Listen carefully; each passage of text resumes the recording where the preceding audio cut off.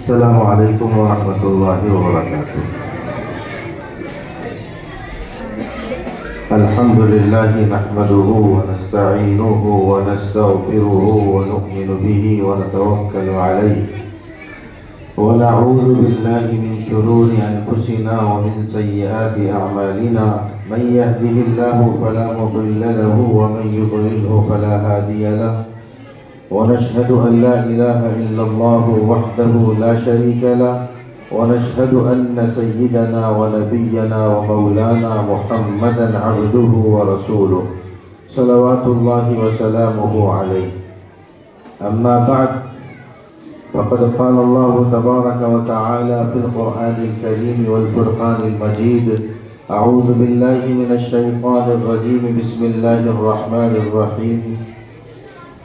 إن تتولوا يستبدل قوما غيركم ثم لا يكونوا أمثالكم. وقال تعالى: إن الله لا يغير ما بقوم حتى يغيروا ما بأنفسهم. صدق الله مولانا العظيم. مالپورہ کے اس تاریخی خطے کے اس عظیم الشان اور تاریخی مدرسہ ناصریہ کے اس سالانہ تعلیمی مظاہرے میں شرکت کے موقع پر، جہاں مالپورہ کے اور اطراف کے علماء ائمہ کی ایک بڑی تعداد اسٹیج پر جلوہ افروز ہے، وہ تاریخی مدرسہ جو مالپورہ میں بسنے والے غیور مسلمانوں کے بزرگ جناب ناصر الدین شہید کی طرف موسوم ہے۔ ابھی بتایا گیا کہ 1912 میں اس کی سگ بنیاد رکھی گئی۔ یقیناً یہ ہمارا علمی وراثت ہے، یہ ہمارے لیے بزرگوں کی ایک امانت ہے، یہ وہ ادارہ ہے جس سے ہماری اور ہماری بزرگوں کی تاریخ وابستہ ہے۔ اس تاریخی مدرسے میں آج 34-35 حفاظ اکرام کی دستار بندی اور ان کی سند کی اس مجلس کے موقع پر، جہاں طلبہ اور طالبات نے اپنے بہت خوبصورت انداز میں پروگرام پیش کیے۔ گرچہ یہ مدرسہ طلباء کے لیے قائم ہوا تھا، بنین کے لیے بنایا گیا تھا، بچوں کی تعلیم و تربیت اور دینی علوم کو فروغ دینے کے لیے بنایا گیا تھا، لیکن اس وقت طالبات کی بھی ایک خاصی تعداد یہاں جلسے میں حصہ لینے میں دیکھی گئی ہے۔ یقیناً اسلام نے تعلیم کے میدان میں بچوں اور بچیوں کی تعلیم کے اعتبار سے تفریق نہیں کی، لیکن بہرحال پردے کے لحاظ سے اور بچوں کی تعلیم و تربیت کی درسگاہوں کے اعتبار سے، ان کے رہائش کے انتظام کے اعتبار سے ہر جگہ اس بات کا خیال رکھا گیا ہے کہ ہماری مائیں بہنیں، ہماری بچیاں قابل احترام ہیں، ان کا اپنا ایک مقام ہے، اور طلبہ جو حافظ ہو رہے ہیں ان کا ایک مقام ہے۔ اور مدارس میں یقیناً اس چیز کا اہتمام کرنا کہ طلبہ پورے اسلامی شعار کے ساتھ، پگڑی اور ٹوپی کے ساتھ اور داڑھی کے ساتھ اپنی شناخت کو واضح کریں، اور ان کے دل و دماغ پر وہ یقین پیدا ہو جائے کہ ہم زندگی بھر اسی پر عمل کریں گے۔ یہ مدارس کی بنیادی کاموں میں سے ایک کام ہے۔ مدارس میں مستقل جانا آنا رہتا ہے تو دیکھنے میں یہ آتا ہے کہ بظاہر طلباء کے اندر پگڑی بھی آ جاتی ہے،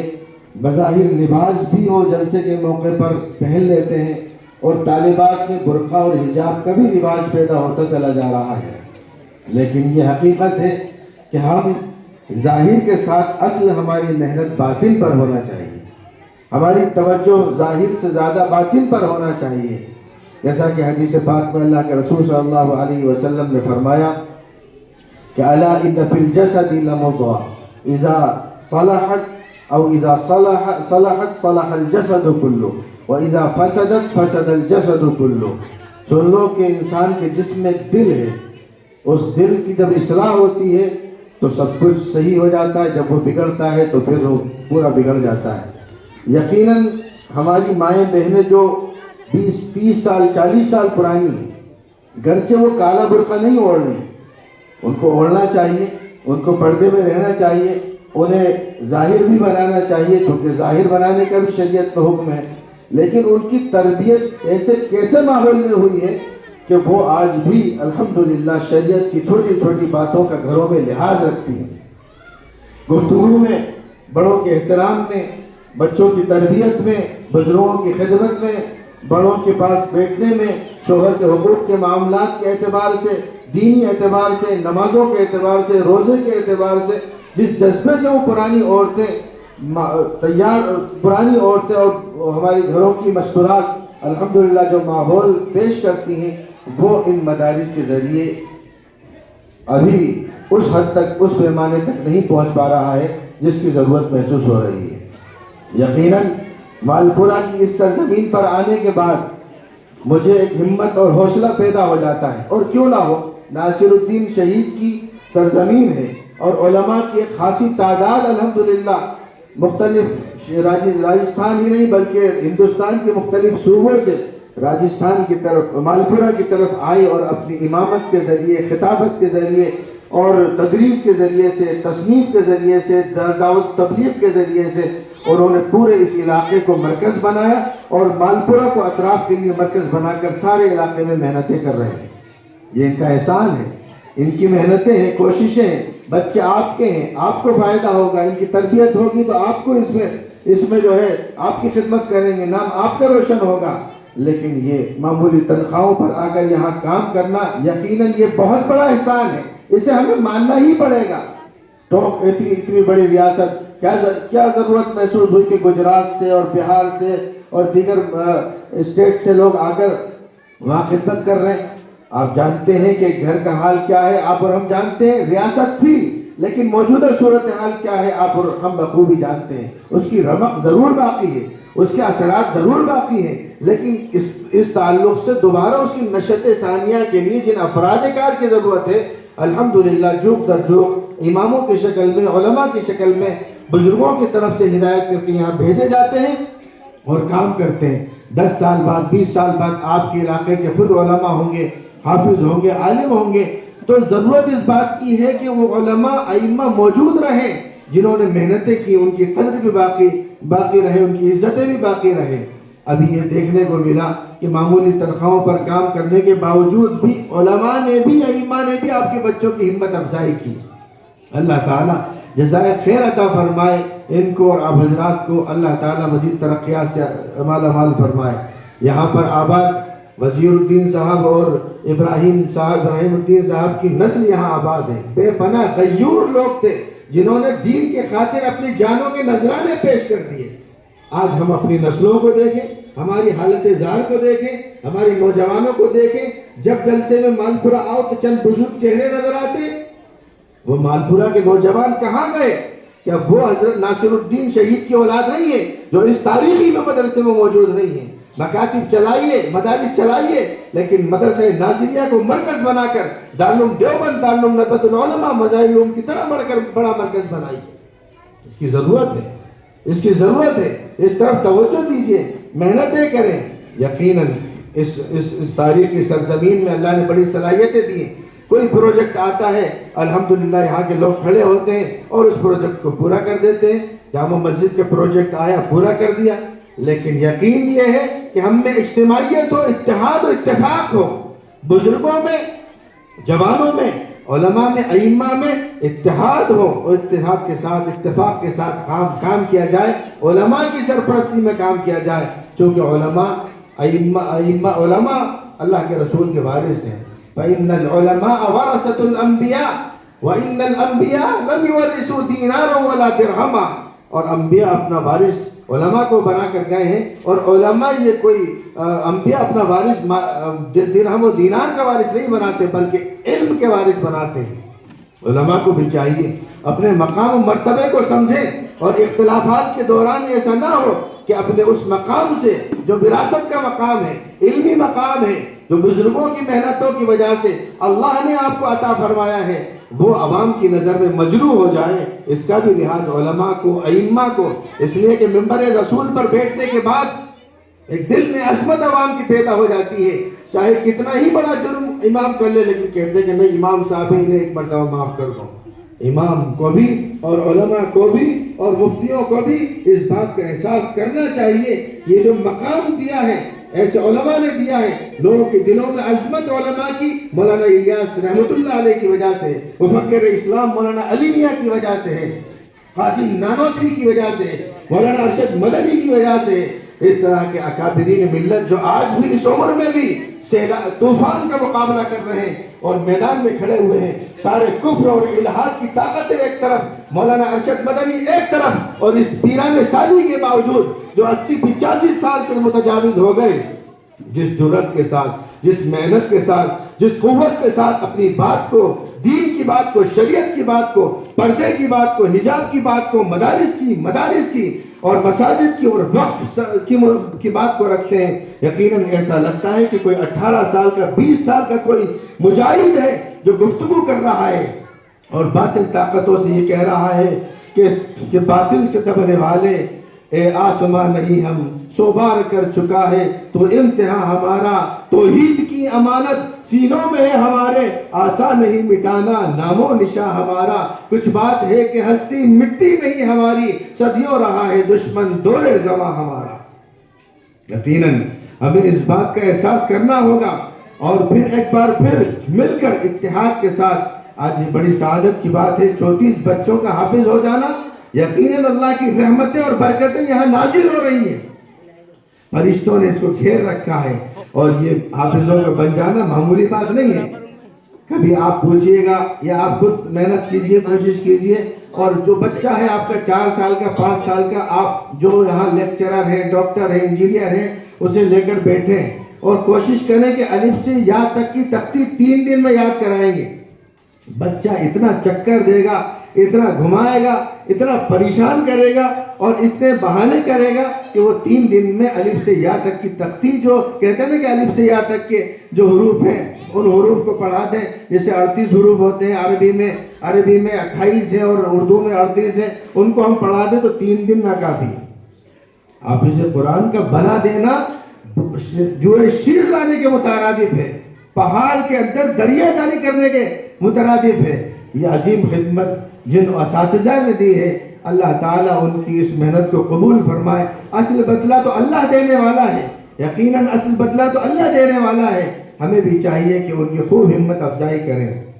اس تاریخی اور سالانہ اس اہم موقع پر جہاں مالپورہ کے غیور مسلمان آباد ہیں، جن میں ہم دور ٹونک میں بیٹھ کر 2 چیزیں بہت محسوس کرتے ہیں مالپورہ والوں کے تعلق سے۔ 2 چیزیں، ویسے تو مالپورہ اور ٹونک ایک ہی ہے، لیکن جو امتیاز دیکھتے ہیں، جو فرق دیکھتے ہیں، وہ یہاں کی ایک اجتماعیت ہے اور ایک یہاں اسلام کے اور دین کے تعلق سے غیرت ہے۔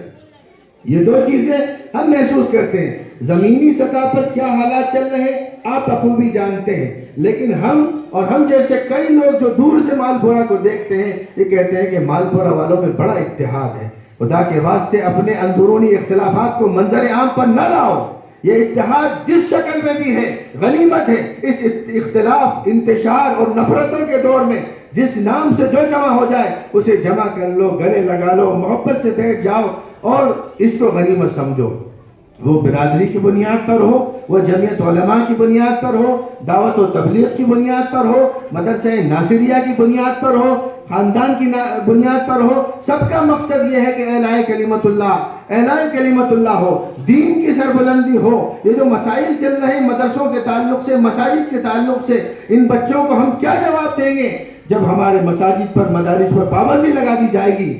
جس طرح ترکی میں اور بغداد میں پابندی لگا دی گئی اور وہاں علامہ اقبال پہنچے، اور وہاں آنے کے بعد جب انہوں نے کہا کہ یہاں پر آنے کے بعد محسوس یہ کر رہا ہوں کہ بغداد جہاں مسلمانوں نے 700 سال حکومت کی، جس کا طوطی بولتا تھا، بڑے بڑے محدثین اور فقہاء اور علماء وقت، ائمہ مجتہدین اسی علاقے سے متعلق ہیں، چاہے وہ ائمہ مجتہدین حدیث ہو، ائمہ مجتہدین فقہ ہو،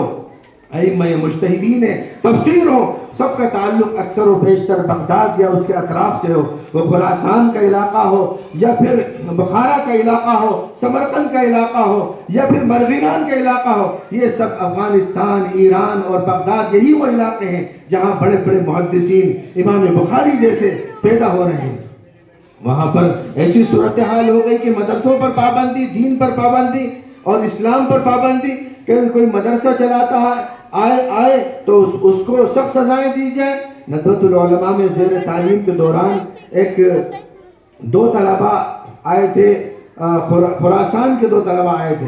مولانا سلمان حسینی صاحب نے اس سے کہا کہ آپ ندوہ کی زیارت ان کو کرائیے۔ یہ بات بہت پرانی 2004 یا 3 کی بات ہے۔ اس وقت میں ندوے میں پڑھتا تھا، عالمیت تو 2001 میں میری ہو گئی تھی، اس کے بعد پھر 3 سال ندوۃ العلماء میں میں نے تعلیم حاصل کی۔ اس دوران وہ طلبہ آئے اور انہوں نے ان کو میں نے زیارت کرائی۔ زیارت کے بعد جب ہم کھانے پر بیٹھے تو گفتگو میں یہ بتایا کہ ہمارے دادا نے ہمیں یہ کہہ کر بھیجا ہے کہ جب تک عالم اور مفتی نہ بن جاؤ واپس مت آنا۔ ہندوستان بھیجا ہے، بخارا سے واپس ہندوستان بھیجا ہے کہ جب تک عالم اور مفتی نہ بن جانا واپس نہ آ جانا، چاہے 8 سال لگے چاہے 10 سال لگے۔ اگر واپس آنے کا ارادہ ہو تو کہیں ڈوب مرنا، یہاں واپس مت آنا، اس لیے کہ عالموں کی اتنی ضرورت محسوس ہوتی ہے کہ وہاں پر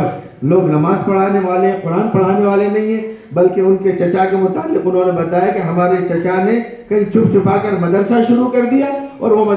گوشت کا کام کرتے تھے، اس گوشت کاٹتے کاٹتے بچوں کا حافظ بناتے تھے۔ حکومت کو معلوم ہو گیا کہ یہ چھپے رستم تہ خانے کے اندر قرآن پڑھاتے ہیں، تو ان کے سگے چچا کے دماغ میں ڈرل گھسیڑ دی، مشین سے ڈرل گھسیڑ دی، یہ تم نے بہت بڑا جرم کیا ہے۔ آپ اندازہ لگائیں، اللہ نے بڑا کرم فرمایا ہم پر، ایسا ماحول دیا ہے، ہمیں اس کی قدر کرنا چاہیے۔ ایک سفر کے دوران ہمارے استاد محترم داخل ہو رہے تھے اسپین میں داخل ہو رہے تھے، سحر کا وقت تھا، صبح 4 بج رہے تھے۔ داخل ہوتے وقت دیکھا کہ راستوں کے دونوں طرف نوجوان لڑکے اور لڑکیاں شراب کی حالت میں بغیر لباس کے پڑے ہوئے ہیں، کوئی جا رہا ہے، کوئی آ رہا ہے، کوئی پڑا ہوا ہے اور بیہودہ شکلیں بنا رکھی ہیں۔ یہ وہ علاقہ ہے جہاں مسلمانوں نے 800 سال حکومت کی۔ موسیٰ بن نصیر کی تاریخ، طارق بن زیاد کی تاریخ جس سے وابستہ ہے، یہ وہ سرزمین ہے کہ جہاں کشتیاں ہمارے بزرگوں نے جلا دی تھی کہ کہیں ایسا اگر یہاں اس کو فتح کرتے ہیں تو یہ ملک ہمارا ہے، اور اگر شکست ہوتی ہے تو یہی مدفن ہمارا ہے۔ 800 سال حکومت کرنے کے بعد اس سرزمین پر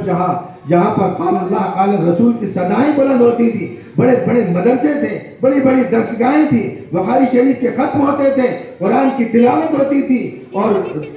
جرح و تعدیل کے محفلیں سجتی تھی، اس سرزمین کی یہ حالت کہ نوجوان لڑکے اور لڑکیاں عمومی طور پر اس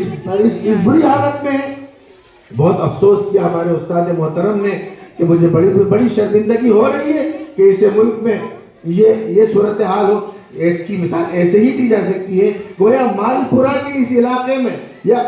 ٹوک کے قافلے میں اگر یہ شکل ہو جائے کہ نوجوان لڑکے اور لڑکیاں شراب میں ہوں اور بدمزگی میں ہوں تو کتنی غیرت آئے گی کہ سادات قافلہ نے اس کو آباد کیا تھا۔ سید احمد شہید سے یہاں کی تاریخ وابستہ ہے، اس سید احمد شہید کی سرزمین پر ان کے محلے میں نوجوان لڑکے اور لڑکیاں شرابوں میں بدمست ہو جائیں تو جتنی حیرت ہمیں ہوگی اتنی ہی حیرت مولانا کو بھی ہوئی کہ مجھے بڑی حیرت ہو رہی ہے کہ اس طرح نوجوان لڑکے اور لڑکیاں بدمزگی کا شکار ہو رہی ہیں۔ تو رہبر نے یہ کہا کہ مولانا آپ کو حیرت تو ہو رہی ہے اس بات پر، مزید حیرت اس پر ہوگی کہ ان لوگوں میں جو شرابی اور کبابی اور قیدہ خانوں سے آ رہے ہیں ان میں بعض ان مجاہدین کی اولاد ہیں کہ جنہوں نے اسپین کو فتح کیا تھا۔ قوت فکر و عمل پہلے فنا ہوتی ہے، قوت فکر و عمل پہلے فنا ہوتی ہے، پھر کسی قوم کی شوکت پہ زوال آتا ہے۔ تجھ کو بتاؤں تقدیر امم کیا ہے، شمشیر و سنا اول طاؤس و رباب آخر۔ آئیے ایک بار پھر ہم اجتماعیت کے ساتھ، اتحاد کے ساتھ اور مل کر مدرسہ ناصریہ کی اس تاریخ کو زندہ کریں جس مقصد کے تحت مدرسہ ناصریہ کو یہاں اس کو بنانے والوں نے جس جذبے کے تحت اس کو بنایا تھا۔ یقیناً اس جذبے میں یہ ضرور شامل ہوگا، چونکہ آزادی سے پہلے جتنے مدرسے بنے ہیں ان تمام مدارس کی بنیاد جہاں تعلیم و تربیت تھی، وہاں پر ان مدارس کی بنیاد یہ بھی تھی کہ ہندوستان کو آزاد کرایا جائے۔ دارالعلوم دیوبند کی بنیاد علامہ محمود حسن صاحب دیوبندی رحمۃ اللہ علیہ فرماتے ہیں کہ تم سمجھتے ہو کہ مدرسہ دارالعلوم دیوبند کی بنیاد اس لیے رکھی گئی کہ اس میں قرآن حافظ بنایا جائے، عالم بنایا جائے؟ یقین جانو کہ دارالعلوم دیوبند کی بنیاد اس لیے رکھی گئی تھی کہ سن 1857 میں جو بہادر شاہ ظفر کی قیادت میں ہندوستان میں انگریزوں کے خلاف مسلمانوں نے جنگ لڑی تھی اور اس میں ناکامی ہوئی تھی، اس ناکامی کا خمیازہ پورا کرنے کے لیے اور اس کمی کو دور کرنے کے لیے دارالعلوم دیوبند کی بنیاد رکھی گئی۔ ام المدارس ہے، جب اس کی بنیاد اس بنیاد پر رکھی گئی کہ ہندوستان کو آزاد کرائیں گے، تو ندوہ کی بنیاد بھی اسی پہ رکھی گئی، مظاہر العلوم کی بنیاد بھی اسی پہ رکھی گئی، مدرسے خلیلیہ ٹوک کی بنیاد بھی اسی پہ رکھی گئی۔ اس وقت خان عبدالغفار خان صاحب ٹوک تشریف لائے اور مدرسہ خلیلیہ میں ڈرائیور گاڑی سمیت ان کو مدرسہ خلیلیہ میں اندر لے گیا۔ انہوں نے کہا کہ نہیں، واپس لے کے چلو۔ مدرسہ خلیلیہ سے گاڑی کو واپس لائے روڈ پر، اور روڈ پر لانے کے بعد کہا مجھے یہاں اتار دو، اور وہاں اترے اور پیدل مدرسہ خلیلیہ میں داخل ہوئے اور یہ کہا کہ مدرسہ خلیلیہ کی عظمت مجھے اجازت نہیں دیتی کہ میں گاڑی میں بیٹھ کر مدرسہ خلیلیہ میں جاؤں۔ یہ خان عبدالغفار خان کا مشہور واقعہ ہے جب ٹونک تشریف لائے تھے۔ یقیناً وہ تو تھے آباد تمہارے ہی مگر تم کیا ہو، ہاتھ پر ہاتھ دھرے منتظر فردا ہو۔ ہمیں چاہیے کہ ہم اپنے اندر وہ جذبہ پیدا کریں جو ایمانی جذبہ ہے، وہ ہمت پیدا کریں جو ایمانی ہمت ہے۔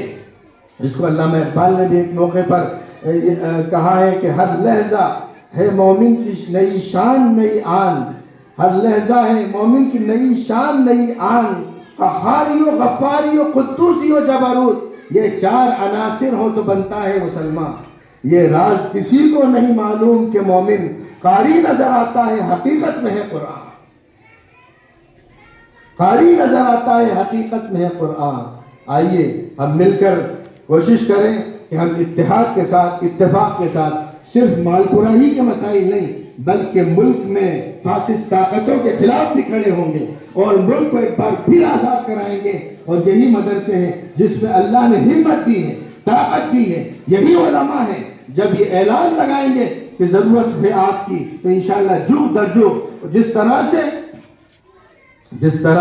1817 میں یا 1772 میں شاہ عبدالعزیز رحمۃ اللہ علیہ نے فتویٰ دیا تھا انگریزوں کے خلاف اور یہ کہا تھا کہ علماء اپنے درس کو چھوڑیں، ائمہ اپنی امامت کو چھوڑیں اور آئیں میدان میں۔ اس وقت ملک کی حفاظت کی ذمہ داری بہت بڑھ گئی ہے۔ دیکھنا کیا تھا، ان کا فتویٰ آنا تھا، جھوک در جھوک لوگ سامنے آئے اور پھر جب تک انہوں نے سانس ان کی باقی رہی لڑتے رہے اور ہندوستان کو مسلمانوں نے مل کر علماء کی قیادت میں اس ملک کو آزاد کرایا اور آزاد کرا کے آزاد قانون دیا اور بہت خوبصورت قانون دیا۔ ہم نہیں بھول سکتے شوکت علی کو، ان کے بھائی کو، ہم نہیں بھول سکتے مولانا حفظ الرحمان سیوہاروی کو، ہم نہیں بھول سکتے خان عبدالغفار خان کو، ہم نہیں بھول سکتے ہمارے بزرگوں کو جنہوں نے لاکھوں کی قربانیاں دی ہیں۔ آپ کو چاہیے کہ آپ مطالعہ کریں کہ جنگ آزادی میں مسلمانوں کا کیا کردار ہے۔ ابھی عالم صاحب نے بھی اس طرف توجہ دی ہے۔ ہمیں تاریخ پڑھا کر بہکایا جا رہا ہے، ہماری تاریخ کو مسخ کیا جا رہا ہے۔ مالپورہ کے غیور مسلمان یہ کوشش کریں کہ اپنے بزرگوں کی تاریخ کو زندہ کریں، کتابیں چھپوائیں اور پورے ہندوستان میں بانٹیں۔ ہندو، مسلم، سکھ، عیسائی، چاہے وہ کلکٹر ہو، ایس پی ہو، پردھان منتری ہو، سب کے پاس جا کر یہ کہیں کہ آپ ہی کی زبان میں ہندی میں ہم ہندوستان کی صحیح تاریخ ریفرنس کے ساتھ لکھ کر لائے ہیں۔ لیکن افسوس یہ ہوتا ہے کہ اب تک ناصر الدین شہید صاحب پر جیسا کام ہونا چاہیے تھا وہ کام نہیں ہو پایا ہے۔ اب تک فیصلہ نہیں کر پائے۔ ان کی تاریخ شہادت ہمیں نہیں معلوم، تاریخ شہادت کتاب میں نہیں لکھی۔